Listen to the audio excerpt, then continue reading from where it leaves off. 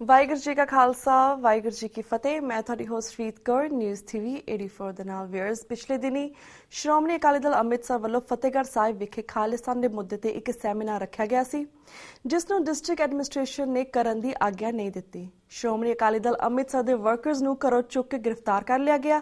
ਅਤੇ ਸਰਦਾਰ ਸਿਮਰਨਜੀਤ ਸਿੰਘ ਮਾਨ ਜੀ ਨੂੰ ਵੀ ਉਹਨਾਂ ਦੇ ਘਰ ਨਜ਼ਰਬੰਦ ਕਰ ਦਿੱਤਾ ਗਿਆ ਸੀ। ਇਸ ਤੋਂ ਇਲਾਵਾ ਬਾਪੂ ਸੂਰਜ ਸਿੰਘ ਖਾਲਸਾ ਜੀ ਹੋਰਾਂ ਵੱਲੋਂ ਪਿਛਲੇ ਲਗਭਗ 7 ਮਹੀਨੇ ਤੋਂ ਰੱਖੀ ਗਈ ਭੁੱਖ ਹੜਤਾਲ ਨੂੰ ਵੀ ਸਾਬੋਤਾਜ ਕਰਨ ਲਈ ਅੱਡ ਸਿੱਖ ਆਗੂਆਂ ਦੀਆਂ ਗ੍ਰਿਫਤਾਰੀਆਂ ਕੀਤੀਆਂ ਗਈਆਂ, ਜਿਨ੍ਹਾਂ ਦੇ ਵਿੱਚੋਂ ਸ਼੍ਰੋਮਣੀ ਅਕਾਲੀ ਦਲ ਅੰਮ੍ਰਿਤਸਰ ਦੇ ਜਨਰਲ ਸਕੱਤਰ ਪ੍ਰੋਫੈਸਰ ਮੋਹਿੰਦਰਪਾਲ ਸਿੰਘ ਜੀ ਵੀ ਸ਼ਾਮਿਲ ਸਨ। ਵਿਊਅਰਸ, ਅੱਜ ਅਸੀਂ ਪ੍ਰੋਫੈਸਰ ਮੋਹਿੰਦਰਪਾਲ ਸਿੰਘ ਜੀ ਨਾਲ ਹੀ ਗੱਲਬਾਤ ਕਰਾਂਗੇ ਬਾਪੂ ਸੂਰਜ ਸਿੰਘ ਖਾਲਸਾ ਜੀ ਦੇ ਵਰਤ ਦੇ ਉੱਤੇ, ਫਤਿਹਗੜ੍ਹ ਸਾਹਿਬ ਦੇ ਸੈਮੀਨਾਰ ਦੇ ਉੱਤੇ ਅਤੇ ਉਹਨਾਂ ਦੇ ਅਰੈਸਟ ਦੇ ਉੱਪਰ, ਜਿਹੜੇ ਕਿ ਇਸ ਵੇਲੇ ਸਾਨੂੰ ਪਟਿਆਲੇ ਤੋਂ ਫੋਨ ਲਾਈਨ ਤੇ ਜੁੜ ਚੁੱਕੇ ਨੇ। ਜੀ ਵੀਰ ਜੀ, ਵਾਹਿਗੁਰੂ ਜੀ ਕਾ ਖਾਲਸਾ ਵਾਹਿਗੁਰੂ ਜੀ ਕੀ ਫਤਿਹ। ਵਾਹਿਗੁਰੂ ਜੀ ਕਾ ਖਾਲਸਾ ਵਾਹਿਗੁਰੂ ਜੀ ਕੀ ਫਤਿਹ ਜੀ। ਵੀਰ ਜੀ, ਅੱਜ ਹੁਣ ਅਸੀਂ ਅੱਡ ਪੰਥਕ ਮੁੱਦਿਆਂ ਦੇ ਉੱਪਰ ਗੱਲਬਾਤ ਕਰਾਂਗੇ, ਪਰ ਸਭ ਤੋਂ ਪਹਿਲਾਂ ਜਿਸ ਤਰ੍ਹਾਂ ਫਤਿਹਗੜ੍ਹ ਸਾਹਿਬ ਦੇ ਵਿੱਚ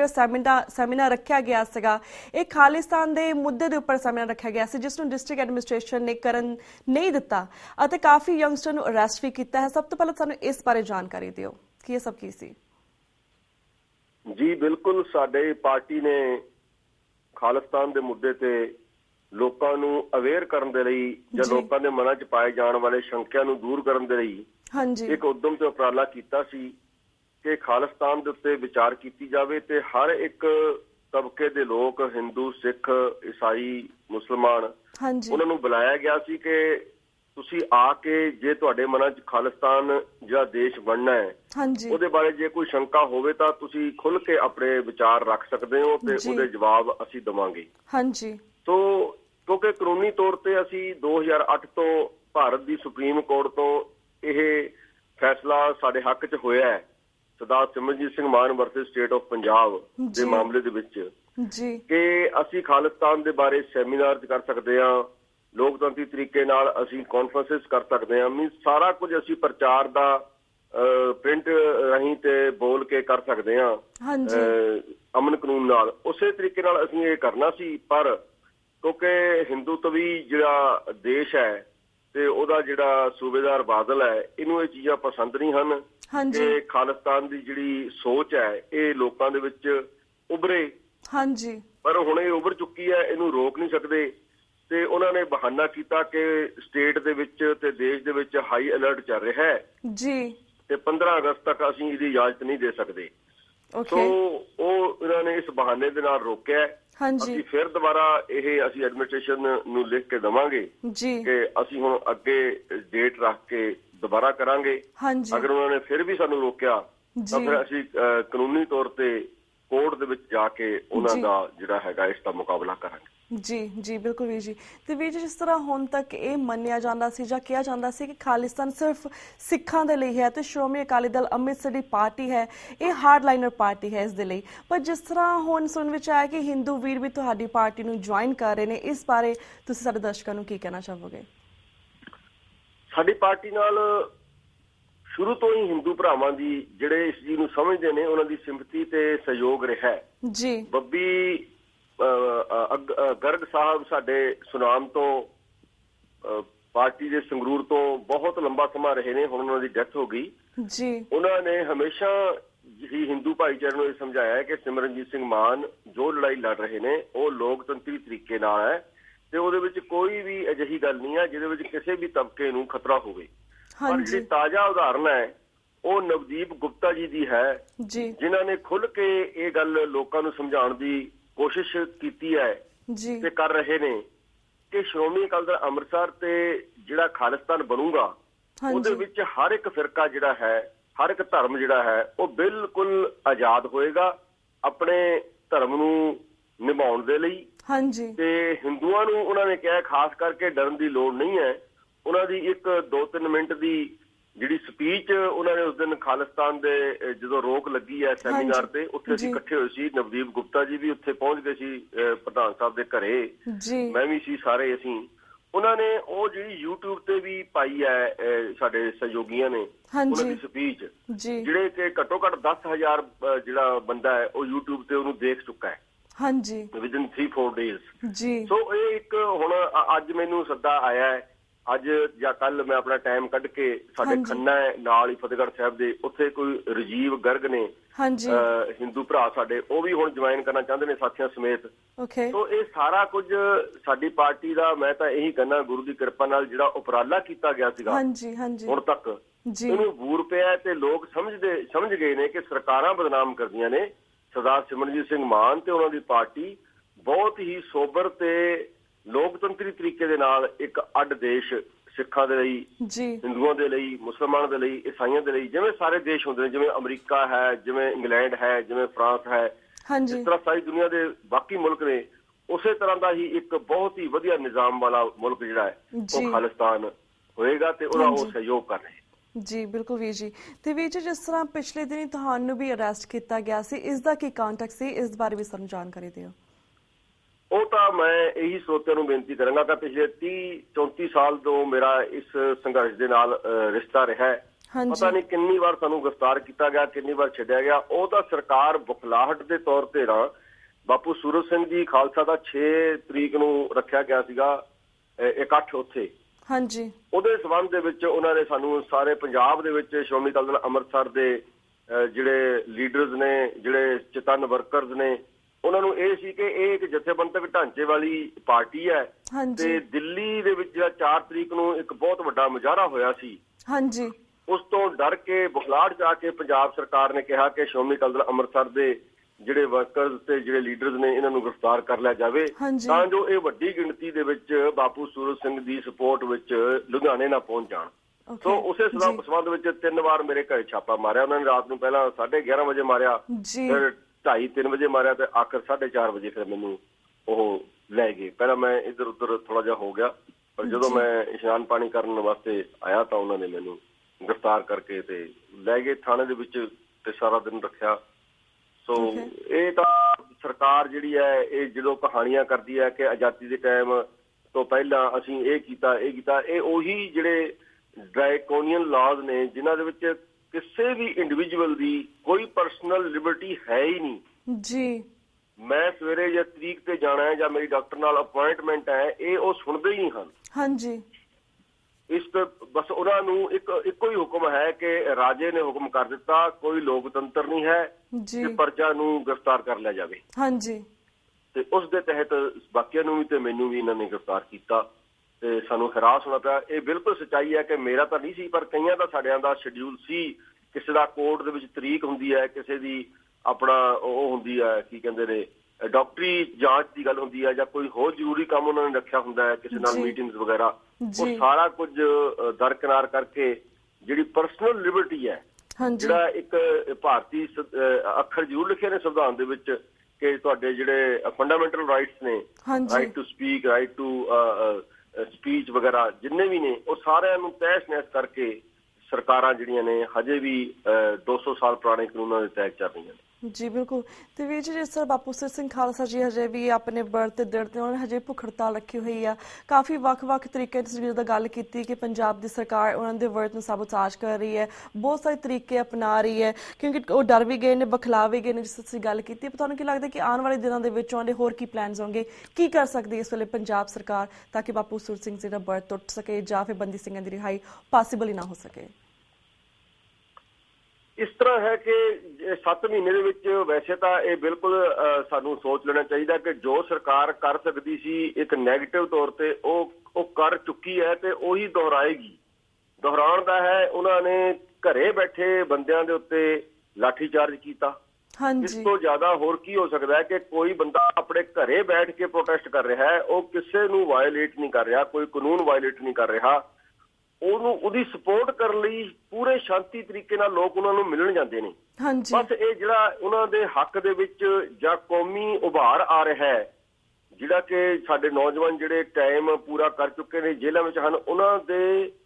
ਰਿਹਾਈ ਦੇ ਹੱਕ ਜਿਹੜਾ ਉਭਾਰ ਆ ਰਿਹਾ ਹੈ, ਜਿਹੜਾ ਲੋਕਾਂ ਦਾ ਇੱਕ ਸਹਿਯੋਗ ਮਿਲ ਰਿਹਾ ਹੈ ਇਸ ਮੁੱਦੇ ਨੂੰ, ਉਹਨੂੰ ਮਤਲਬ ਕਿ ਬਰਦਾਸ਼ਤ ਨਹੀਂ ਕਰ ਰਹੀ ਸਰਕਾਰ। ਸਰਕਾਰ ਨੂੰ ਲੱਗਦਾ ਹੈ ਕਿ ਜਿੰਨੇ ਲੋਕ ਬਾਪੂ ਸੂਰਤ ਸਿੰਘ ਜਾਂ ਕੌਮੀ ਮਸਲਾ ਜਿਹੜਾ ਹੈ ਬੱਚੇ ਸਾਡੇ ਨੌਜਵਾਨਾਂ ਦੀ ਰਿਹਾਈ ਦਾ, ਜੇ ਇਹਦੇ ਨਾਲ ਜੁੜਨਗੇ ਤਾਂ ਉਹ ਸਾਡੇ ਉਲਟ ਹੋ ਜਾਣਗੇ। ਬਸ ਇਸ ਬੁਖਲਾਹਟ ਦੇ ਵਿੱਚ ਆ ਕੇ ਉਹ ਮਤਲਬ ਕਿ ਬਜ਼ੁਰਗ ਨਹੀਂ ਦੇਖਦੇ, ਬੱਚਾ ਨਹੀਂ ਦੇਖਦੇ, ਮੀਡੀਆ ਨਹੀਂ ਦੇਖਦੇ, ਕੋਈ ਨਹੀਂ ਦੇਖਦੇ ਤੇ ਲਾਠੀਆਂ ਵਰਾਣੀਆਂ ਸ਼ੁਰੂ ਕਰ ਦਿੰਦੇ। ਘਰੇ ਬੈਠੇ ਲੋਕਾਂ ਦੇ ਜਦੋਂ ਮੈਂ ਇਤਿਹਾਸ ਜਦੋਂ ਪੜ੍ਹਦਾ ਤਾਂ ਮੈਂ ਦੇਖਦਾ ਵੀ ਕਿਸੇ ਪ੍ਰੋਟੈਸਟ ਜੇ ਕੋਈ ਕਰਨ ਜਾਂਦਾ, ਚਾਹੇ ਉਹ ਨਨਕਾਣਾ ਸਾਹਿਬ ਦੀ ਗੱਲ ਹੋਵੇ, ਚਾਹੇ ਚਾਬੀਆਂ ਦੇ ਮੋਰਚੇ ਦੀ ਗੱਲ ਹੋਵੇ, ਜਾਂ ਐਮਰਜੈਂਸੀ ਦੀ ਗੱਲ ਹੋਵੇ, ਜਦੋਂ ਲੋਕ ਕਿਤੇ ਘਰੋਂ ਉੱਠ ਕੇ ਪ੍ਰੋਟੈਸਟ ਕਰਨ ਜਾਂਦੇ ਨੇ ਉਦੋਂ ਤਾਂ ਲਾਠੀਆਂ ਮੈਂ ਦੇਖੀਆਂ ਨੇ, ਉਹ ਵੀ ਗਲਤ ਨੇ। ਪਰ ਘਰੇ ਬੈਠੇ ਆਪਣੇ ਹੀ ਘਰ ਹੀ ਤੁਸੀਂ ਸੁਰੱਖਿਅਤ ਨਹੀਂ ਹੈਗੇ, ਤੁਹਾਡੇ ਤੇ ਆ ਕੇ ਦੀਵਾਰਾਂ ਟੱਪ ਕੇ ਸਿਵਲ ਵਰਦੀਆਂ 'ਚ ਆ ਕੇ ਤੁਹਾਡੇ ਕੈਮਰੇ ਜਰਨਲਿਸਟਾਂ ਦੇ ਤੌਰ ਤੇ ਜਾਣਗੇ, ਜਰਨਲਿਸਟਾਂ ਨੂੰ ਜ਼ਖਮੀ ਕਰਤਾ ਜਾਏਗਾ, ਆਮ ਸ਼ਹਿਰੀਆਂ ਨੂੰ, ਬਜ਼ੁਰਗਾਂ ਨੂੰ ਜ਼ਖਮੀ ਕਰਤਾ ਜਾਏਗਾ, ਬਾਪੂ ਜੀ ਨੂੰ ਜ਼ਬਰਦਸਤੀ ਚੁੱਕ ਕੇ ਹਸਪਤਾਲ ਲੈ ਜਾਇਆ ਜਾਏਗਾ। ਇਹੀ ਤਰੀਕੇ ਹੁਣ ਮੈਨੂੰ ਲੱਗਦਾ ਫਿਰ ਦੁਬਾਰਾ ਦੁਹਰਾਏਗੀ ਤੇ ਇੱਕ ਚਾਲ ਇਹ ਖੇਡਣਗੇ ਕਿ ਹੁਣ ਪ੍ਰਭਾਵ ਦੇਣ ਦੀ ਕੋਸ਼ਿਸ਼ ਕਰਨਗੇ। ਜਿਹੜਾ ਇੱਕ ਸਾਧ ਲਾਣਾ ਇਹਨਾਂ ਨੇ ਕੀਤਾ ਵਾ ਇਸ ਕੰਮ ਵਾਸਤੇ, ਚਾਹੇ ਉਹ ਨਾਨਕ ਸਰੀਏ ਹੋਣ, ਚਾਹੇ ਉਹ ਧੁੰਮੇ ਸਾਹਿਬ ਹੋਣ, ਇਹਨਾਂ ਨੂੰ ਵੀ ਹੁਣ ਐਕਟੀਵੇਟ ਸਾਨੂੰ ਪਤਾ ਲੱਗਿਆ ਕਿ ਕਰਨਗੇ ਤੇ ਜਾ ਕੇ ਬੇਨਤੀ ਕਰਨ ਕਿਸੇ ਰੂਪ ਦੇ ਵਿੱਚ। ਹੋ ਸਕਦਾ ਹੈ ਅਕਾਲ ਤਖਤ ਸਾਹਿਬ ਤੋਂ ਹੁਕਮ ਜਾਰੀ ਕਰਵਾ ਦੇਣ ਜੋ ਬਾਦਲ ਦੀ ਪੁਰਾਣੀ ਰੀਤ ਰਹੀ ਹੈ। ਸੋ ਇਸ ਤਰ੍ਹਾਂ ਦੀਆਂ ਜਿਹੜੀਆਂ ਗੱਲਾਂ ਨੇ ਸਾਨੂੰ ਆਸ ਹੈ ਉਹ ਕਰਨਗੇ, ਪਰ ਸਾਨੂੰ ਵਿਸ਼ਵਾਸ ਹੈ ਗੁਰੂ ਗ੍ਰੰਥ ਸਾਹਿਬ ਜੀ ਕਿਰਪਾ ਕਰ ਰਹੇ ਨੇ, ਕਰਨਗੇ ਤੇ ਬਾਪੂ ਸੂਰਜ ਸਿੰਘ ਆਪਣੇ ਸੰਕਲਪ ਤੇ ਦ੍ਰਿੜ ਨੇ ਤੇ ਜਿਹੜੀ ਕੌਮ ਹੈ ਉਹ ਫਤਿਹ ਵੱਲ ਨੂੰ ਜ਼ਰੂਰ ਤੇ ਜ਼ਰੂਰ ਜਾਏਗੀ। ਬਿਲਕੁਲ ਬਿਲਕੁਲ ਵੀਰ ਜੀ, ਤੁਸੀਂ ਗੱਲ ਕੀਤੀ ਕਿ ਕਿਸ ਤਰ੍ਹਾਂ ਜਿਹੜੀ ਸਿੱਖ ਕੌਮ ਹੈ ਉਹ ਇੰਡੀਆ ਦੇ ਵਿੱਚ ਆਜ਼ਾਦ ਨਹੀਂ ਹੈ, ਸਾਨੂੰ ਆਪਣੀ ਪਰਸਨਲ ਲਿਬਰਟੀ ਨਹੀਂ ਹੈ। ਜਿਸ ਤੁਸੀਂ ਗੱਲ ਕੀਤੀ, ਤੁਹਾਨੂੰ ਘਰੋਂ ਚੁੱਕ ਲਿੱਤਾ ਗਿਆ, ਹਿਊਮਨ ਰਾਈਟਸ ਦੀ ਹਮੇਸ਼ਾ ਉਲੰਘਣਾ ਹੁੰਦੀ ਹੈ, ਸਿੱਖਾਂ ਨਾਲ ਹਮੇਸ਼ਾ ਵਿਤਕਰਾ ਕੀਤਾ ਜਾਂਦਾ, ਬਾਕੀ ਕਮਿਊਨਿਟੀਜ਼ ਨਾਲ ਵਿਤਕਰਾ ਕੀਤਾ ਜਾਂਦਾ। ਪਰ ਜਿਸ ਤਰ੍ਹਾਂ ਹੁਣ 15 ਅਗਸਤ ਦਾ ਦਿਨ ਆ ਰਿਹਾ, ਕੱਲ੍ਹ ਪਰਸੋਂ ਨੂੰ ਭਾਰਤ ਦਾ ਇੰਡੀਪੈਂਡੈਂਸ ਡੇ ਆ ਰਿਹਾ, ਐਂਡ ਆਈ ਨੋ ਪਿਛਲੇ ਕਈ ਸਾਲਾਂ ਤੋਂ ਅਸੀਂ ਇਸ ਨੂੰ ਕਾਲੇ ਦਿਵਸ ਵਜੋਂ ਮਨਾਉਂਦੇ ਹਾਂ, ਪਰ ਜਿਹੜੇ ਸ਼੍ਰੋਮਣੀ ਅਕਾਲੀ ਦਲ ਅੰਮ੍ਰਿਤਸਰ ਕੀ ਉਹਨਾਂ ਨੇ ਕੋਈ ਹੋਰ ਖਾਸ ਪ੍ਰੋਗਰਾਮਸ ਉਲੀਕੇ ਨੇ ਤਾਂ ਕਿ ਲੋਕਾਂ ਤੱਕ ਵੀ ਆਵਾਜ਼ ਪਹੁੰਚਣ ਕਿ ਕਿਸ ਤਰ੍ਹਾਂ ਸਾਨੂੰ ਇਹਨਾਂ ਨੇ ਸਾਨੂੰ ਆਜ਼ਾਦੀ ਨਹੀਂ ਹੈ, ਸਾਨੂੰ ਆਜ਼ਾਦੀ ਨਹੀਂ ਮਿਲੀ ਇਸ ਭਾਰਤ ਦੇ ਵਿੱਚ, ਪਰ ਇਹ ਆਪਣੀ ਆਜ਼ਾਦੀ ਮਨਾ ਰਹੇ ਨੇ ਤੇ ਸਿੱਖ ਕੌਮ ਕਦੋਂ ਆਪਣੀ ਆਜ਼ਾਦੀ ਮਨਾਏਗੀ, ਇਸ ਬਾਰੇ ਸਾਨੂੰ ਜਾਣਕਾਰੀ ਦਿਓ। 15 ਅਗਸਤ ਬਿਲਕੁਲ ਤੁਹਾਡੀ ਗੱਲ ਠੀਕ ਹੈ ਕਿ ਸਿੱਖਾਂ ਦੇ ਲਈ ਇੱਕ ਕਾਲਾ ਦਿਨ ਹੀ ਹੈ ਜੀ, ਕਿਉਂਕਿ 15 ਅਗਸਤ ਤੋਂ ਬਾਅਦ ਹੀ ਸਾਨੂੰ ਸਾਡੀ ਕੌਮ ਦੀ ਲਿਖਤੀ ਤੌਰ ਤੇ ਹੋਂਦ ਖਤਮ ਕਰਨ ਦੀ ਹਿੰਦੂ ਰਾਸ਼ਟਰਵਾਦ ਨੇ ਕੋਸ਼ਿਸ਼ ਕੀਤੀ ਹੈ ਤੇ ਸੰਵਿਧਾਨ ਦੇ ਵਿੱਚ ਸਾਨੂੰ ਸਿੱਖ ਨਹੀਂ ਹਿੰਦੂ ਲਿਖ ਦਿੱਤਾ ਗਿਆ ਹੈ। ਸੋ ਉਹ ਕਾਲਾ ਦਿਵਸ ਹੈ। ਜਿਵੇਂ ਬਾਬਾ ਨਾਨਕ ਜੀ ਅਚਲ ਬਟਾਲੇ ਗਏ ਸੀ ਸਿੱਧਾ ਨਾਲ ਗੋਸ਼ਟ ਕਰਨ, ਜਿਵੇਂ ਭਾਈ ਗੁਰਦਾਸ ਜੀ ਨੇ ਲਿਖਿਆ ਮੇਲਾ ਸੁਣ ਸ਼ਿਵ ਰਾਤ ਦਾ ਬਾਬਾ ਅਟਲ ਵਿਚਾਲੇ ਆਏ, ਉਹਨਾਂ ਨੇ ਸ਼ਿਵਰਾਤਰੀ ਮਨਾਉਣ ਨਹੀਂ ਗਏ ਸੀ, ਉਹ ਉੱਥੇ ਲੋਕਾਂ ਨੂੰ ਸਮਝਾਉਣ ਗਏ ਸੀਗੇ। ਇਸੇ ਤਰ੍ਹਾਂ ਪੰਜਾਬ ਦੇ ਵਿੱਚ ਇੱਕ ਮੇਲਾ ਲੱਗਦਾ ਹੈ, ਸਰਦਾਰ ਈਸੜੂ ਭੁਪਿੰਦਰ ਸਿੰਘ ਈਸੜੂ ਤੇ ਕਰਨੈਲ ਸਿੰਘ ਈਸੜੂ ਜਿਹੜੇ ਇੱਕ ਗੋਆ ਦੇ ਸ਼ਹੀਦ ਮੰਨੇ ਜਾਂਦੇ ਨੇ, ਇੱਕ ਕਿਸਾਨ ਲੀਡਰ ਮੰਨੇ ਜਾਂਦੇ ਨੇ, ਉਹ ਇਸ ਦਿਨ ਸਰਕਾਰ ਦੇ ਤਸ਼ੱਦਦ ਨਾਲ ਮਾਰੇ ਗਏ ਸੀ। ਉਹਨਾਂ ਦੋਹਾਂ ਦੀ ਯਾਦ ਦੇ ਵਿੱਚ ਈਸੜੂ ਖੰਨੇ ਦੇ ਕੋਲ ਲੁਧਿਆਣੇ ਜ਼ਿਲ੍ਹੇ ਦੇ ਵਿੱਚ ਇੱਕ ਬਹੁਤ ਵੱਡਾ ਮੇਲਾ ਲੱਗਦਾ ਹੈ। ਉਹਦੇ ਵਿੱਚ ਸਾਰੀਆਂ ਰਾਜਸੀ ਪਾਰਟੀਆਂ ਆਪਣੀ ਗੱਲ ਕਰਨ ਜਾਂਦੀਆਂ ਨੇ। ਅਸੀਂ ਵੀ ਹਰ ਸਾਲ ਜਾਂਦੇ ਹਾਂ ਤੇ ਇਸ ਸਾਲ ਅਸੀਂ ਬਹੁਤ ਵੱਧ ਚੜ ਕੇ ਇੱਕ ਜਿਹੜਾ ਇਹ ਸਾਰਾ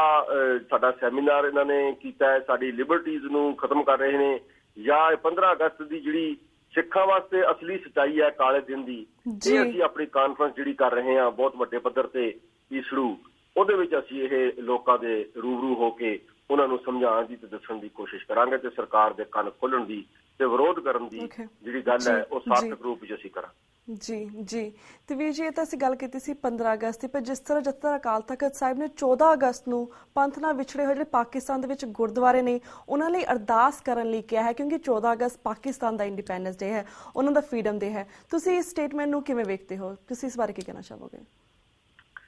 ਇਹ ਕਦੇ ਤੁਸੀਂ ਜਦੋਂ ਪਿਛਲੇ 30-40 ਸਾਲ ਦਾ ਇਤਿਹਾਸ ਪੜ੍ਹੋਗੇ, ਖਾਸ ਕਰ ਉਦੋਂ ਜਦੋਂ ਤੋਂ ਬਾਦਲ ਜਿਹੜੇ ਨੇ ਉਹ ਸਿੱਖਾਂ ਦੀ ਪੋਲਿਟਿਕਸ ਦੇ ਉੱਤੇ ਗਲਤ ਮੀਨਸ ਦੇ ਰਾਹੀਂ ਕਾਬਜ ਹੋਏ ਨੇ, ਉਹਨਾਂ ਨੇ SGPC ਦੇ ਰਾਹੀਂ ਜਿਹੜੇ ਤਖਤ ਸਾਹਿਬ ਦੇ ਜਥੇਦਾਰ ਨੇ ਉਹਨਾਂ ਨੂੰ ਵਰਤਿਆ ਹੈ। ਮੈਂ ਤਾਂ ਇਹਨੂੰ ਇਹੀ ਦੇਖਦਾ ਵੀ ਜਦੋਂ ਇਹਨਾਂ ਨੂੰ ਲੱਗਦਾ ਹੈ ਕਿ ਜਿਹੜੇ ਸਿੱਖ ਨੇ ਇਹ ਸਮਝ ਗਏ ਨੇ ਕਿ ਬਾਦਲ ਸਭ ਤੋਂ ਵੱਡਾ ਦੁਸ਼ਮਣ ਹੈ, ਜਾਂ ਕਾਂਗਰਸ ਤੇ ਬਾਦਲ ਰਲ ਕੇ BJP ਰਲ ਕੇ ਇਹ ਸਾਡੀ ਦੁਸ਼ਮਣ ਹੈ, ਉਦੋਂ ਇਹ ਕੋਈ ਐਸੀ ਗੱਲ ਜਥੇਦਾਰ ਸਾਹਿਬ ਤੋਂ ਕਰਵਾ ਦਿੰਦੇ ਨੇ ਜਿਹਦੇ ਨਾਲ ਲੱਗੇ ਕਿ ਜਿਹੜਾ ਬਾਦਲ ਜਿਹੜਾ ਗਰੁੱਪ ਹੈ ਇਹ ਵੀ ਸਿੱਖਾਂ ਦੀ ਜਿਹੜੀ ਹੈ ਦਰਦ ਨੂੰ ਮਹਿਸੂਸ ਕਰਦਾ ਹੈ। ਸੋ ਮੈਂ ਇਹਨੂੰ ਇੰਨੇ ਲੰਬੇ ਸਮੇਂ ਤੋਂ ਬਾਅਦ ਇਹ ਗੱਲ ਕਹਿਣ ਦਾ ਇਹੀ ਮਨਸੂਬਾ ਸਮਝਦਾ ਕਿ ਹੁਣ ਬਾਦਲ ਨੂੰ ਪੱਕਾ ਹੋ ਗਿਆ ਕਿ ਸਿੱਖ ਉਸ ਤੋਂ ਨਾਰਾਜ਼ ਨੇ, ਇਸ ਲਈ ਉਹਨੇ ਅਕਾਲ ਤਖਤ ਸਾਹਿਬ ਦੇ ਜਥੇਦਾਰ ਤੋਂ ਇਹ ਗੱਲ ਕਹਾ ਦਿੱਤੀ ਹੈ। ਬੇਸ਼ੱਕ ਇਹ ਕੋਈ ਮਾੜੀ ਗੱਲ ਨਹੀਂ ਹੈ,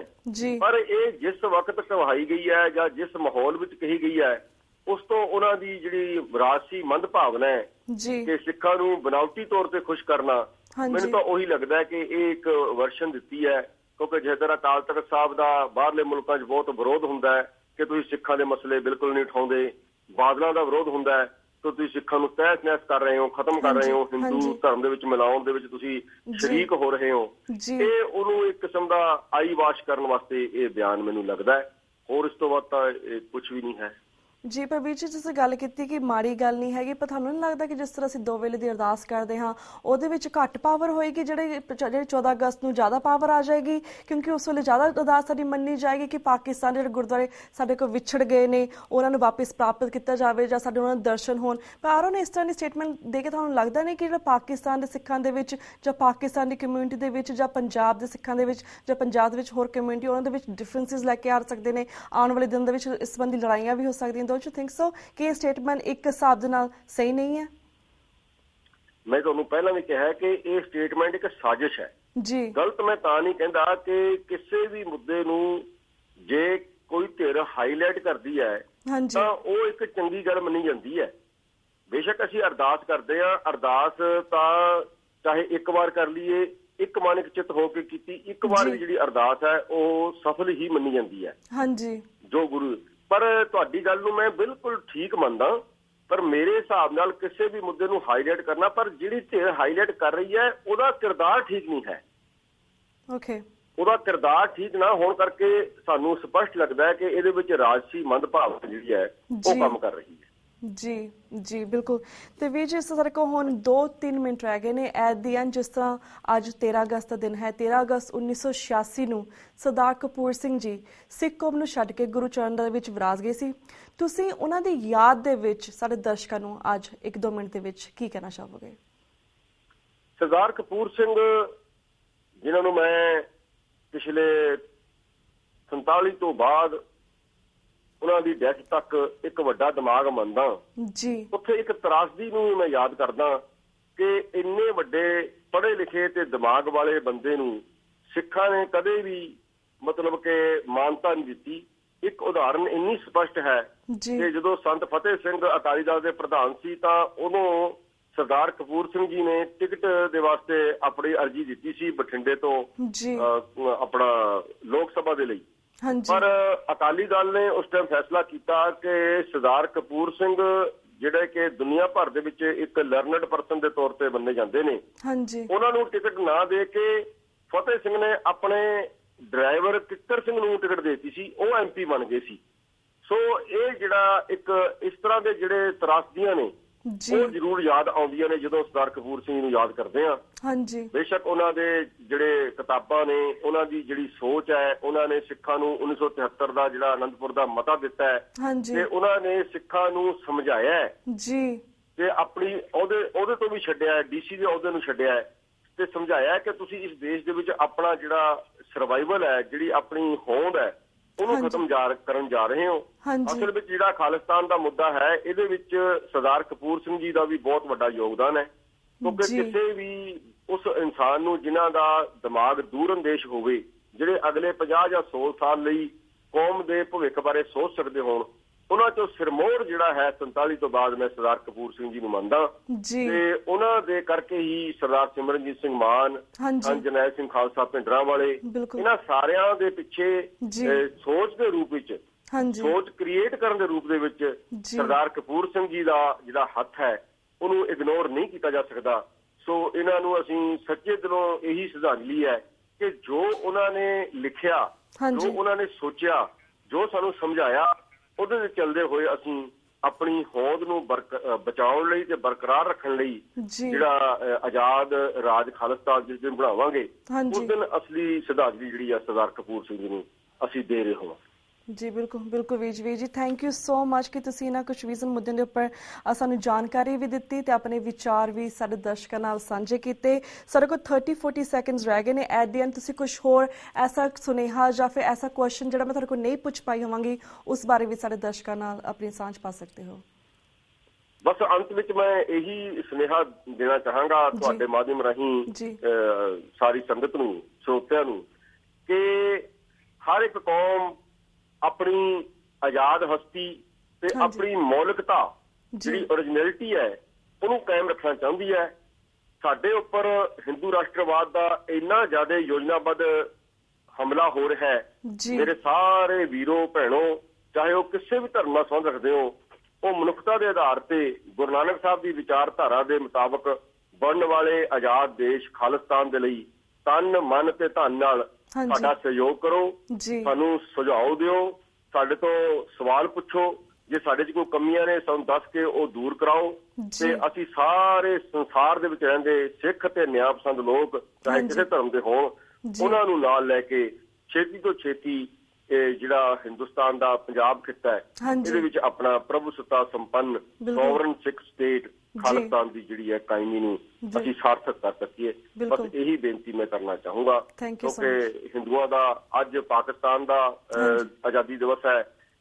ਕੱਲ ਸਾਡੇ ਹਿੰਦੁਸਤਾਨ ਦੀ ਡੇਟ ਸ਼ੀਟ ਮੁਤਾਬਕ ਕੱਲ ਹਿੰਦੁਸਤਾਨੀਆਂ ਦਾ ਆਜ਼ਾਦੀ ਦਿਵਸ ਹੋਏਗਾ, ਤੇ ਮੈਂ ਇਹੀ ਇੱਛਾ ਰੱਖਦਾ ਕਿ ਬਹੁਤ ਜਲਦ ਉਹ ਦਿਨ ਆਵੇ ਕਿ ਅਸੀਂ ਆਪਣਾ ਵੀ ਖਾਲਿਸਤਾਨ ਦਾ ਆਜ਼ਾਦੀ ਦਿਵਸ ਮਨਾਈਏ। ਤੇ ਮੈਂ ਇਹ ਸਾਰੀਆਂ ਬੇਨਤੀਆਂ ਕਰਦਾ ਹੋਇਆ TV 84 ਦਾ, ਮੇਰੀ ਭੈਣ ਰੀਤ ਕੌਰ ਜੀ ਦਾ,